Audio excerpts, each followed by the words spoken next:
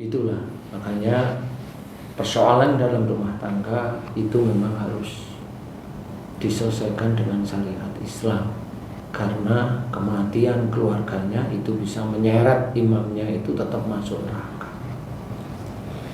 Itu insya Allah bisa. Ustaz, itu yang kalau yang disampaikan Pak Tung tadi itu yang nikmat yang dirasakan di keluarga Pak Ustaz itu, ada nggak cerminan itu justru ke atas Ustaz? Maksud saya karena Ustaz juga baik kepada orang tua, sehingga anaknya Ustaz juga hormat ke Ustaz begitu. Bisa nggak seperti itu? Iya, sebenarnya itu kan hukum kebalikan yang memang itu sudah ada dalam Quran. Jadi kalau kita itu berbuat baik kan Allah memberikan rezeki. Kalau memang kita berbuat baik pada orang tua dengan ikhlas, ya nanti Allah akan memberikan rezeki. Salah satu rezekinya bisa aja dari anak yang hormat kepada orang tuanya, bisa saja. Karena memang itu harus dikerjakan. Berbuat baik itu banyak kok manfaatnya. Bisa aja memang dari situ pasti Allah akan membalas. Berbuat baik itu tidak hanya cuma sedekah, hormat kepada orang tua. Bukan kita kelihatan di depan orang itu kelihatan hormat. Enggak, memang hormat beneran dari sisi hati itu juga hormat.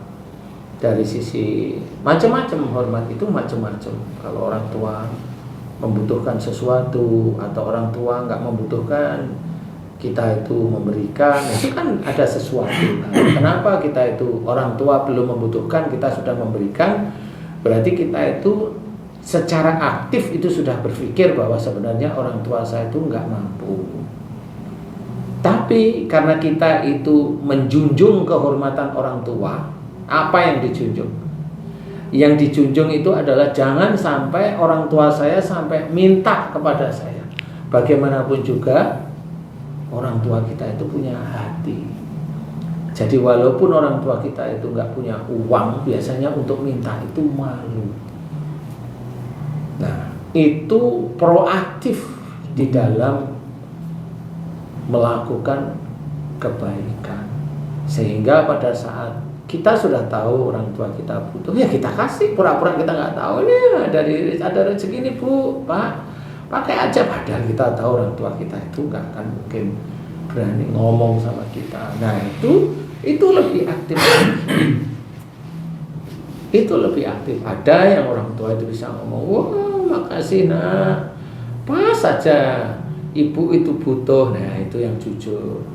Kalau memang ibunya juga sungkan bilang terima kasih, diem, ibunya ngomong sama suaminya, ya alhamdulillah ya Pak, ya pas kita butuh kita dikasih anak. Itu yang dengar siapa? Allah itu yang dengar. Nah yang begitu itu jarang sekali orang paham. Padahal yang kita kerjakan itulah besok rizki kita. Orang gak paham. Berbuat baik itu gak cuma sholat untuk diri kita, gak cuma baca Quran aja. Kita menjaga jangan sampai orang tua kita malu untuk meminta kepada kita. Kalau kita itu ingin sombong, ada riak namanya, kita akan nantang orang tua. Kamu kan nggak punya uang, mintalah sama saya. Nah itu nantang, itu ada ujub sama riak. Nah itu jangan sampai seperti itu. Karena hal tersebut itu banyak terjadi pada orang-orang zaman sekarang, zaman kemarin-kemarin. Tetapi kalau kita sudah mulai paham tentang tauhid, ya nggak perlu kasih aja sama beliau, kasih aja sama beliau. Pura-pura kita tidak tahu, walaupun sebenarnya kita tahu. Yang kayak tadi, nggak perlu sampai mendengar orang tua itu bilang, nah aku butuh uang, nggak perlu. Kasih, sehingga tahu, oh ini sudah diterima. Dia akan berdoa sendiri sama Allah. Nggak mungkin doa orang tua itu, ya Allah aku memohon kepadamu, saya sudah diberi rezeki oleh anak saya, bunuh anak saya ya Allah, kan nggak mungkin. Tapi doanya baik, pastilah seperti itu. Nah di titik itulah sebenarnya yang jarang sekali itu diungkapkan oleh orang lain. Nah ini di keluarga kita aja begitu kok. Istilahnya kalau saya boleh menceritakan itu, jangan sampai istri kita pun minta kepada kita tentang uang belanja. Gimana caranya? Kita berusaha. Walaupun mepet, Ustadz, iya saya juga pernah mepet. Dan istri saya juga nggak pernah tahu bahwa saya itu kepepet. Tapi nggak perlu sampai istri saya itu minta uang belanja kepada saya. Gara-gara saya itu hanya ingin dilihat bahwa saya suami yang bisa ngasih dia uang, kan nggak perlu. Disitulah rasa menghormat kepada istri itu, insya Allah menurut saya itu lebih. Jadi kehormatan istri itu diangkat, ditinggikan. Jadi istri itu tidak merasa, dan dia nggak pernah punya rasa malu untuk minta uang. Lah kenapa?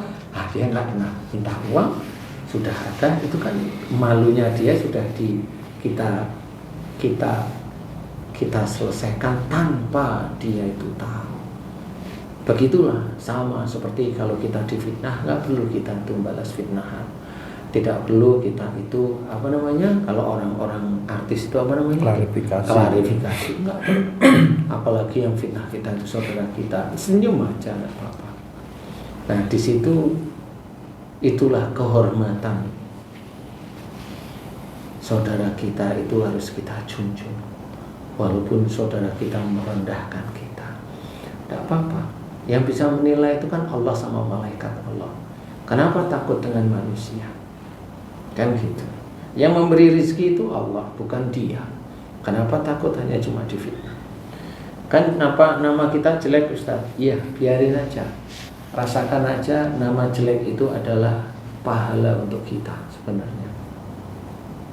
Pahala yang disiapkan oleh Allah Ta'ala untuk kita melalui fitnahan dari mulut-mulut orang-orang seperti itu pahala kita. Dan orang yang memfitnah nggak tahu kalau sebenarnya dia sudah dimasuki oleh dosa-dosa kita yang dikasih ke mereka. Dan nanti kalau dosa-dosa kita habis, pahala dia, amal solehnya dia diberikan kepada kita. Makanya kalau fitnah memfitnah itu hati-hati. Walaupun itu di medsos, hati-hati. Karena itu tetap bergulir. Bukannya malaikat itu nggak bisa medsos, ya sak muni-munimu aja ya toh. Seperti itu. Jadi berbuat baik itu buahnya terhadap keluarga itu banyak.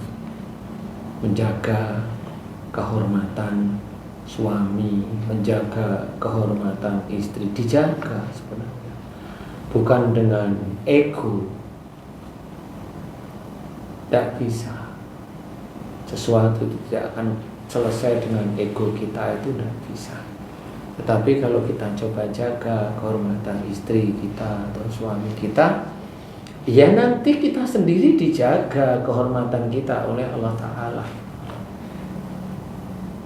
Insya Allah seperti itu setahu saya. Makanya kayak tadi hal-hal yang kelihatannya sepele, nggak harus orang tua itu harus minta kepada kita, kan nggak harus.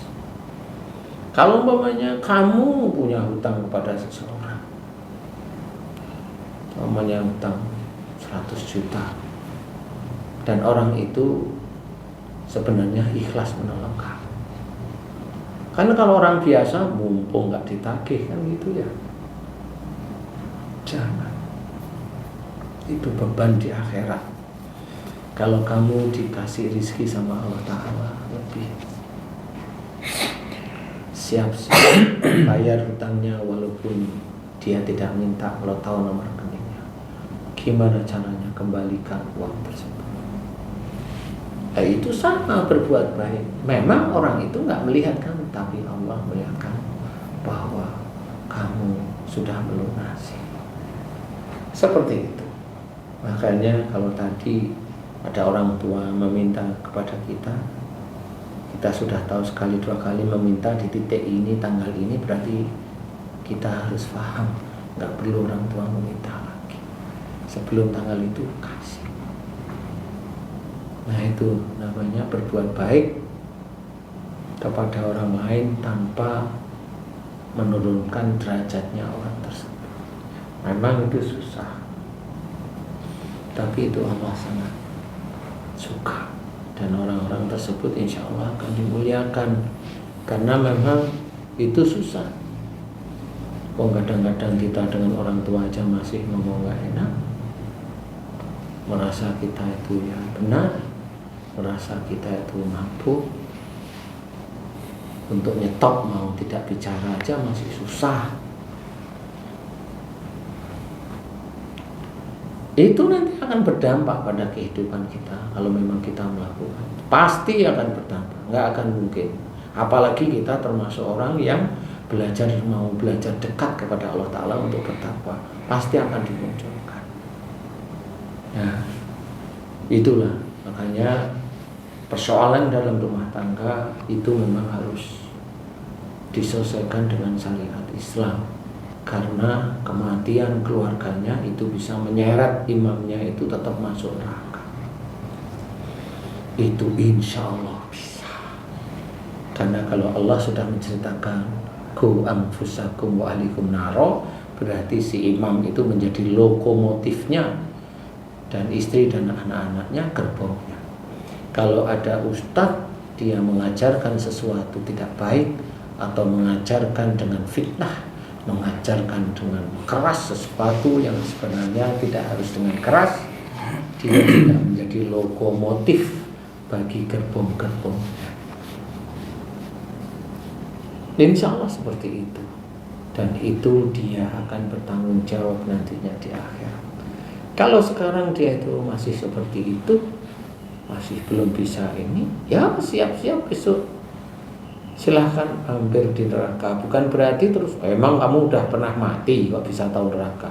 Oh, tahu neraka nggak perlu harus mati, karena ada orang wanita ngomong begitu, ada, saya tahu. Tapi memang karena apa? Ya dia sebenarnya cuma bertanya, emang pernah mati, kan gitu.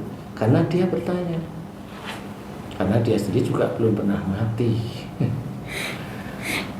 Jadi intinya adalah tetap kita harus paham, kita harus mencari orang-orang yang betul-betul coba mendekatkan pada Allah Ta'ala, ilmu-ilmu agama dari Quran, dari hadis, sunnah-sunnah Rasulullah. Dan masih ada juga guru-guru yang masih baik, yang mengajarkan kebaikan, tidak mengajarkan bentrok antar kaum Islam. Karena banyak sekali orang-orang seperti itu, apalagi anak-anak muda kemarin sore itu ada di titik-titik itu yang dia sendiri merasa ilmunya hebat dari negeri seberang sana, sehingga dia lupa bahwa dia sendiri itu besok itu bisa masuk neraka. Di situ yang harus kita pahami, nggak bisa, kita harus benar-benar harus mengolah dari ilmu, kita pikirkan beneran, kemudian kita mencoba amalkan. Itu. Jadi apa yang kamu lihat tuh, ya itu saya malah nggak tahu saya ya. Kenapa kamu bisa tanya seperti itu? Kalau saya sih ya biasa-biasa aja. Masa melihat Pak Ustadz merasakan itu seperti itu ya kan, seperti beberapa waktu lalu itu putri Pak Ustadz nelpon, kebetulan saya dengar Bapak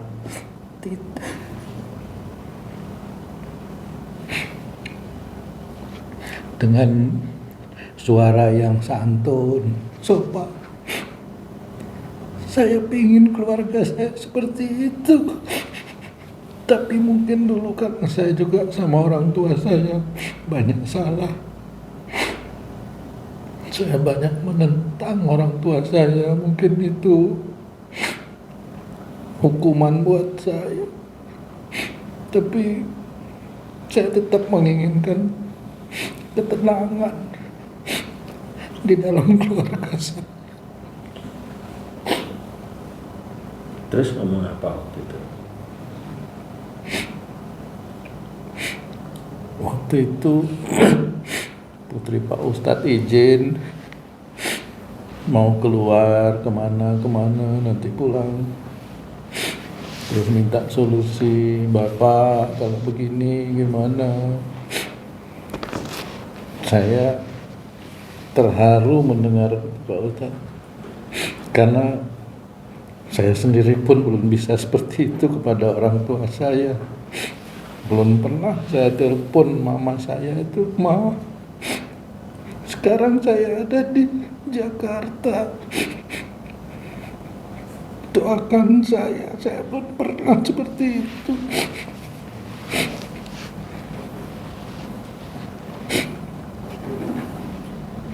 Saya banyak salah, tapi saya tetap ingin keluarga saya itu selamat dari api neraka. Amin. Amin. Iya. Saya juga Ustaz. Saya tambahin satu kasus juga Ustaz yang terjadi pada keluarga saya.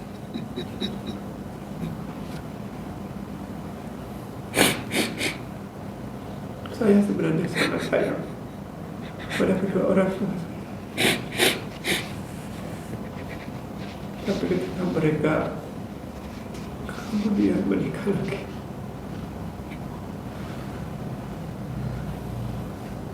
antara saya seperti berbangga, dan saya sudah menerima, kalau dalam bahasa saya mungkin hukuman saya, anak saya meninggal. Saya pengen itu tidak terjadi kemudian di keluarga saya. Saya masih berusaha terus untuk memohon ampun atas kesalahan saya yang susah sekali. Apa sebenarnya yang harus saya lakukan?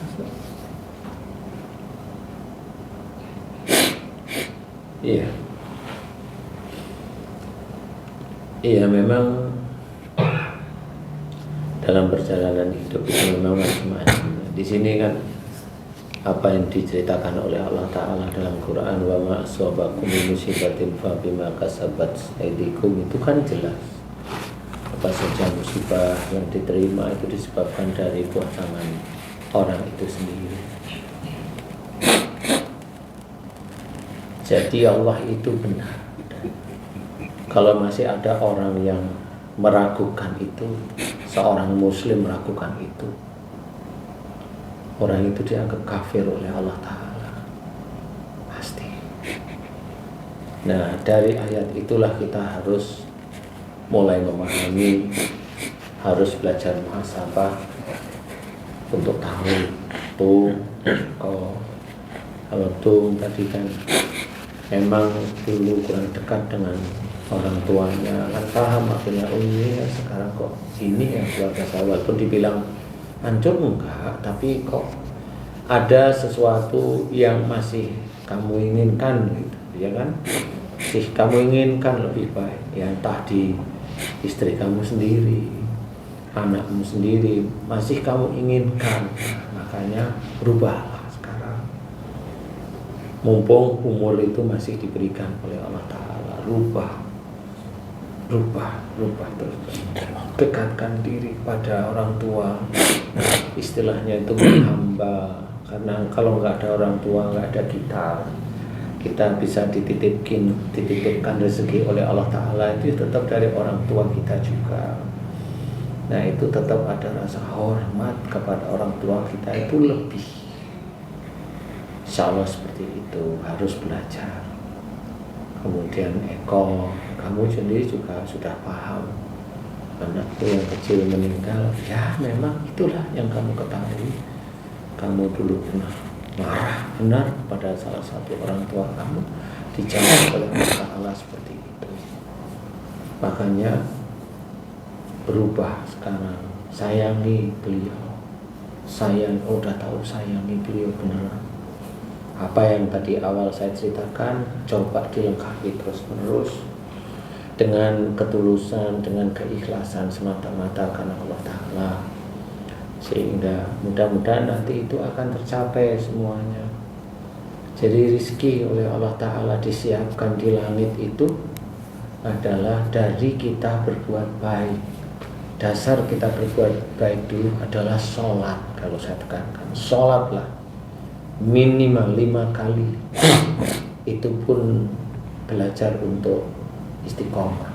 Tambahkan sunnahnya, baca Quran, baca tafsirnya, belajar memahami cerita-cerita dari para nabi, dari orang-orang yang memusuhi nabi. Kita kan nggak akan pernah tahu bahwa Fir'aun itu diceritakan dia menuhankan dirinya.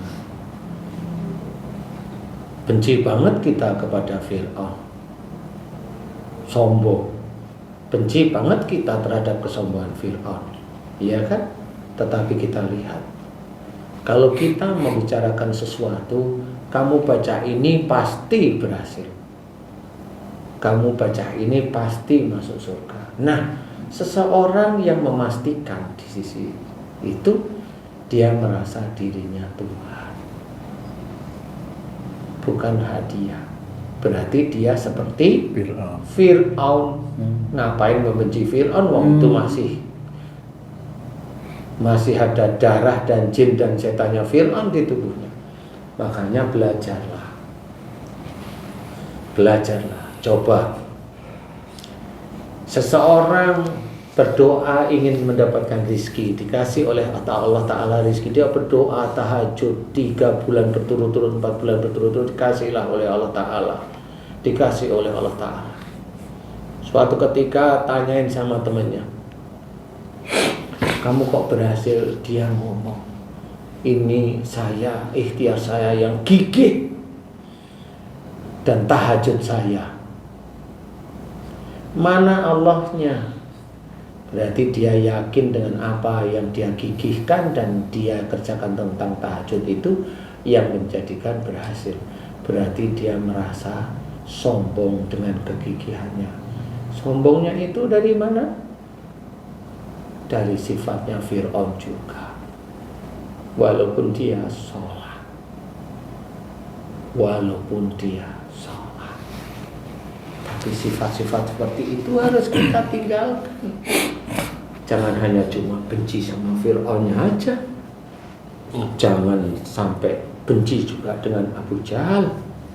Kalau memang nggak taunya kita itu punya sifat-sifat seperti itu, keras, kaku, memfitnah, kerjaan siapa itu? Kerjaan Abu Jahal dan orang-orang munafik. Dan dia sholat, dan dia pakai peci haji, pakai kafiyah kadang-kadang, terserah. Atau dia juga orang biasa seperti dia pejabat, dia sama semuanya. Disinilah yang harus kita sadari, bahwa seorang muslim pun walaupun dia itu mengatakan la ilaha illallah, tetapi masih banyak orang-orang muslim yang menuhankan dirinya, tidak sadar, tapi dia sadar. Makanya tauhid itu harus kita kuatkan. Kita harus belajar beneran. Jangan sampai ucapan la ilaha illallah itu, yang kata teman-teman dakwah itu, orang yang mengucap la ilaha illallah pasti masuk surga, enggak tahunya dia merasa dirinya Tuhan, dirinya sombong. Karena apa? Karena dia mampu, orang lain tidak mampu, dia mampu. Ada kesombongan, ada ujub, ada riya, dan itu tidak disukai oleh Allah Ta'ala. Amal solehnya habis. Kalau sudah habis, emang dia sadar dia ujub, riya, sombong? Enggak sadar, enggak akan sadar, karena dia sudah merasa lebih daripada orang lain, dan orang lain yang berbicara dianggap orang itu ilmunya lebih rendah dari dia, sehingga dia lupa bahwa itulah sifat-sifat Fir'aun yang tidak mau diberi penjelasan oleh Nabi Musa bahwa sembahlah Tuhanmu. Dia lupa. akulah Tuhan. Kalau Fir'aun bilang dirinya Tuhan, kalau orang Muslim yang lupa, dia tidak bilang dirinya Tuhan, tetapi gaya, kata, perilakunya dia memiripkan dirinya Tuhan. Itu dinilai oleh malaikat atid. Kalau dia tidak tobat kepada Allah Ta'ala, kembali ke jalan Allah, ya dia akan masuk neraka selama-lamanya. Karena syirik dan musyrik itu dilarang oleh Allah Ta'ala. Kalau dia meninggalnya masih dalam keadaan musyrik atau syirik itu, ya dia nggak akan masuk surga. Lah dia menuhankan dirinya dan dia nggak pernah tobat. Habis dari mana? Itu yang bangun jembatan itu saya, ini yang mengadakan negara ini begini, ini saya, ini itu. Sudah, dia bermain Tuhan-Tuhan. Ya nggak apa-apa, silakan aja. Nah, itulah yang harus kita ketahui dan sadari. Jangan benar-benar nanti akan masuk neraka, nggak akan keluar. Tetap yang memberikan rezeki kita adalah Allah. Tetap yang menjadikan kita itu bisa bekerja setiap saat itu Allah. Tetap yang senantiasa kita itu bisa berdakwah itu tetap Allah, bukan kepandaian kita. Kepandaian seseorang berdakwah itu memang dari dia belajar dari ilmu ini, ilmu itu, hafal, terus jadi ujub riya. Terus kalau saya tanyain, otakmu yang punya siapa? Yang punya bapak ibuku. Masa begitu? Karena saya anak bapak dan anak ibuku. Jawab aja terus, bapak ibumu dari mana? Nanti ketemunya Nabi Adam, siapa yang bikin? Selesai. Walaupun bertahun-tahun ngurutkan nasabnya kan gitu. Nggak perlu. Otak kita milik Allah Ta'ala. Berarti kalau seseorang diberi, dititipi, diizinkan oleh Allah Ta'ala pandai, itu dari Allah Ta'ala. Nggak usah ujub, nggak usah riya. Siapapun termasuk saya. Saya belajar untuk tidak belajar.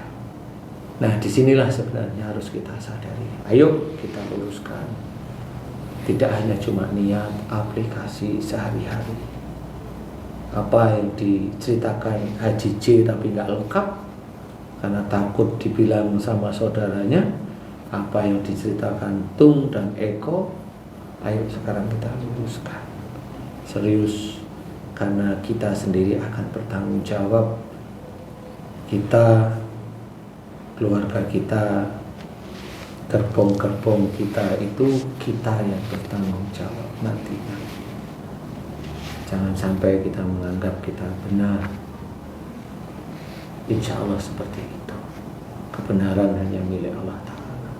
Kita hanya berusaha menjadi orang yang baik, berusaha menjadi orang yang taat, berusaha istiqomah sholat, ya wajib, ya sunnah, berusaha istiqomah baca Quran, berusaha istiqomah hormat pada istri, berusaha istiqomah hormat pada suami, berusaha istiqomah hormat kepada orang tua, berusaha istiqomah hormat kepada orang yang tidak kita kenal. Bukan sebaliknya, kita merasa bahwa kita lebih tinggi dari orang-orang itu, sehingga kita tidak bisa tersenyum dengan orang-orang itu. Kita merendahkan orang-orang itu. Kita menganggap orang-orang itu tidak ada hubungannya dengan kita. Kita menganggap orang-orang itu tidak menghasilkan uang untuk kita. Silahkan nanti di akhirat merasakan. Nggak usah. Itulah yang harus kita kerjakan. Mudah-mudahan ini bisa menjadi gambaran bagaimana kita sebagai seorang laki-laki, suami, ayah, itu menjadi patokan istri, anak-anak kita, atau orang di sekitar kita, dengan belajar untuk tidak ujub, riya, bahkan sombong. Amin, insyaallah. Amin ya. Ya, kurang lebih. Allah. Haji. Alhamdulillah ya Allah, Ustaz udah ngasih pencerahan. Ada PR berarti di rumah. Banyak. Selama Pak Haji itu besok tidak mati, masih ada PR. Selalu ada PR. Iyalah. Tapi itu Ustaz, saya mungkin yang lambat memahami. Pak Tung sama Pak Haji J mungkin bisa saya cerita sedikit. Sebenarnya saya kenal sama Ustaz Danu itu sudah lama, masih bujang. Beliau waktu saya bujang itu sudah pernah ngomong. Cuman saya nggak paham. Saya lambat belajarnya. Dari situ dikasih tahu nanti saya nggak akan cerita bahwa kamu nanti akan ada musibah, itu nggak cerita. Tapi kamu harus hati-hati, harus banyak istighfar, hormat sama orang tua. Sudah digituin. Masih bujangan Pak Haji, Pak Tung, masih bujangan waktu itu. Saya mau menikah juga tanya beliau, ini ada foto, ini cocok enggak? Oh enggak cocok. Ini cocok enggak? Oh enggak cocok. Ini cocok enggak? Oh enggak cocok. Begitu ketemu, nah yang ini cocok. Nah, kemudian karena ada nanti suatu saat kamu akan ada musibah. Pas uang saya hilang, banyak uang kantor, saya tanya, Ustaz, apa kira-kira ini musibah itu? Bukan, lebih besar lagi. Padahal waktu itu uang sekian puluh juta udah sangat besar buat saya. Iya. Ternyata pas anak saya meninggal, baru dia, ya ini ujian yang saya lihat. Itu Pak Ustaz hafal ya, apa yang jadi emosional saya waktu itu hafal ya Ustaz. Atau mungkin saya termasuk penelitian Ustaz sejak saya masih bujangan dulu itu Ustaz. Nah, itu kamu terlalu tinggi menilai saya. Saya kalau cerita dulu kali saya kesurupan. Karena sampai hafal, sudah hafal. Jadi belum kejadian sudah hafal. Ya, itu kan namanya belajar. Jadi insya Allah seperti itu. Kalau ada seseorang yang dengan orang tuanya ada sesuatu yang terpotong itu, insya Allah pasti ada sesuatu yang besar nanti akan terjadi, yaitu musibah. Hanya itu aja biasanya saya hafal ya. Saya lambat paham itu Ustaz. Kalau saya paham dari awal mungkin beda cerita. Ya nggak apa-apa. Ya kalau memang seperti itu. Kalau kamu paham lebih awal ya istrimu kali bukan itu. Ya nggak apa-apa lah. Ya insya Allah semuanya ini kan ada hikmah yang harus kita pelajari. Ya, sudah kalau memang kita masih ada banyak salah dan dosa, mumpung ada umur, mohon ampun terus menerus. Nggak apa-apa. Teruskan. Jangan lepas, jangan lereng, jangan berhenti. Terus mohon ampun. Karena kita tidak tahu doa mana yang akan diterima oleh Allah Ta'ala, kita tidak tahu. Kerjakan aja terus. Apa saja. Ya. Ya, terima kasih Pak. Ya. Nah, sahabat beriman, demikian tadi perbincangan kami. Sebelum kami akhiri video ini, izinkan saya mohon waktu sejenak. Melalui video ini saya ingin minta maaf kepada kedua orang tua saya dan juga istri, anak-anak saya.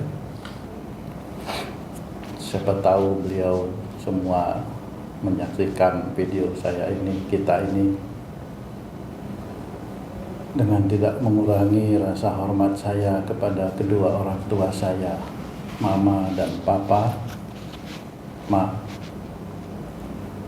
jika dulu saya sering membuat mama dan papa sakit hati karena kelakuan saya. Izinkan saya melalui video ini minta maaf kepada mama dan papa. Jika dulu saya sering membangkang, saya sering lari dari rumah, mama cari saya. Saya tidak pernah lupa akan perbuatan-perbuatan saya yang salah di hadapan Allah dan membuat mama dan papa sakit hati. Dan sampai sekarang saya belum bisa banyak berbuat baik kepada mama dan papa. Jika itu salah dan dosa di hadapan Allah, izinkan saya kali ini melalui video ini minta maaf sama mama dan papa. Lillahi ta'ala, maafkan saya. Begitu juga istriku, anak-anakku. Jika saya sebagai suami selama ini belum bisa mendidik kamu menjadi istri yang soleh dan anak-anak yang soleh dan solehah di hadapan Allah, melalui video ini izinkan saya, suamimu dan ayah dari anak-anakku, minta maaf karena banyak sekali kesalahan-kesalahan saya yang telah saya lakukan yang menyebabkan kamu istriku mungkin sakit hati dengan saya, anak-anakku. Maafkan Papa. Doakan Papa supaya Papa bisa berubah. Papa harus berubah. Papa harus selamatkan keluarga Papa.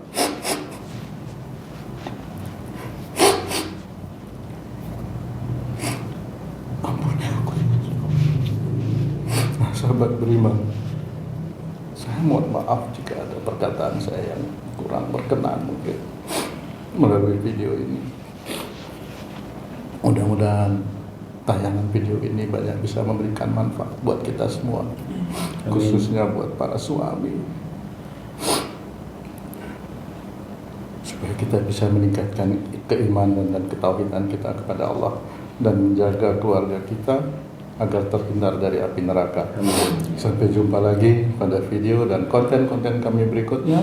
Wassalamualaikum warahmatullahi wabarakatuh. Waalaikumsalam.